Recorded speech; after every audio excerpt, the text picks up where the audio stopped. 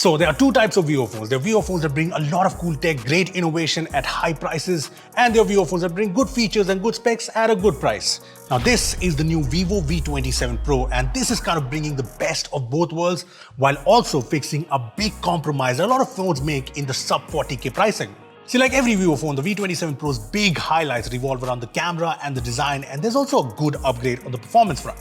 You know what? Let's start with the cameras first. The main camera is a 50 megapixel Sony IMX766V sensor, and if you're wondering what's the V, well, 766V is a custom sensor for the Vivo V27 Pro where Vivo has worked with Sony to bring some tweaks. Anyway, apart from this custom sensor, what's interesting is that the Vivo V27 Pro has this new Aura light, aka the ring flash here. See, this is interesting because not only is this new flash more powerful, but it also works in the portrait mode and it works really well.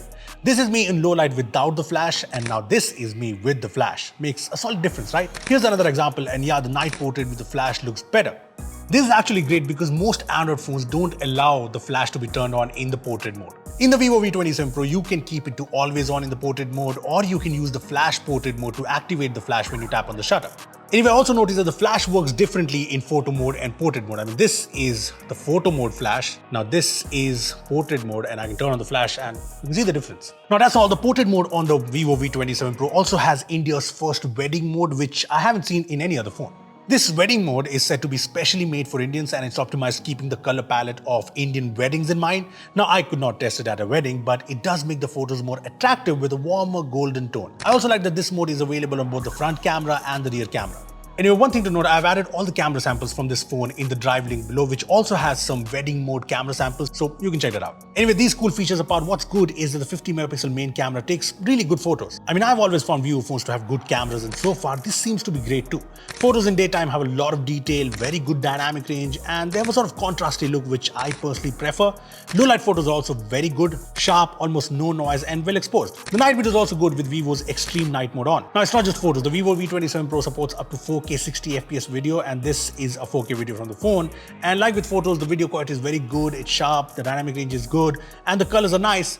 Also, the main camera has OIS, so things are stable. Now remember I said this fixes a big compromise in phones under 40k? See, the point I'm trying to make here is that we use the front camera a lot these days, be it for selfies, for vlogs, or even video calls. So it's strange that phone makers are still not focusing a lot on the front camera. I mean, most selfie cameras, and I'm talking about non-flagship phones, have fixed focus cameras that only support 1080p video recording. This is where the Vivo V27 Pro is way better. The front camera here is a 50 megapixel sensor, and it's not just megapixels. This has autofocus, Vivo's eye autofocus tech, and that means the photos are sharp and detailed. And then there's the fact that this has 4K 60 FPS video recording support with the AI enhancement option, just like the rear camera. It's incredible, and videos from the front camera are actually good, so no compromises here. Cameras apart, another big upgrade in the Vivo V27 Pro is on the performance front. The phone packs in the new Dimensity 8200 chipset with LPDDR5 RAM and UFS 3.1 storage, which is a huge upgrade when you consider the Dimensity 1300 in the V25 Pro. I mean, for people who don't know, the Dimensity 8200 is an upgraded 8100 with a higher clock speed, and it's built using the more efficient 4nm architecture. So it's good, and the benchmark scores are great because this is a powerful chipset, no doubt. Also, there are no throttling issues or heating issues. Yeah, this is a very optimized chipset like most new Dimensity chipsets we have used of late. This also shows in the day-to-day performance as well as gaming because all of it is just very consistent. FunTouch OS is also optimized well. This has the latest FunTouch OS 13 based on Android 13. And as for updates, we are yet to get a word from Vivo on that. Anyway, coming to the design, the phone has the cool color changing glass back, and the good thing is it now changes colors faster. Yeah, this is cool, and I also like this color because it's not very flashy, it's matte and has a very nice feel to it. The device is also very sleek and lightweight, and this whole design has the IP54 rating for splash resistance. Now, one thing to note, the phone only has a single speaker. Moving to the front, the display is slightly curved, which does give off a more premium look. There's also the fast in-screen fingerprint scanner here. And as for the display, it's a nice 10-bit 120Hz AMOLED display. I mean, it's sharp and nice with the whole AMOLED colors. It's also fairly bright for outdoor usage. Now, it's set to support HDR, but it does not show up in, say, Netflix.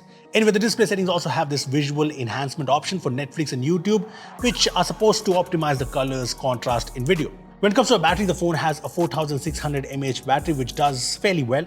We got a screen on time of around 6 hours, which I think is good. The charger is a 66-watt flash charger, which takes the phone to 100% in around 1 hour 10 minutes. Look, the new Vivo V27 Pro just brings a lot of upgrades over the last gen. I mean, this is the phone that brings the cool color changing glass back that's faster to change colors. The cameras are packed with some cool features and the performance is a big upgrade from the last gen. So yeah, it looks like an overall balanced phone. Now, I will be pinning the price of this phone in the comment section down below, so do check it out and share your thoughts on what you think of this phone. Comment down below.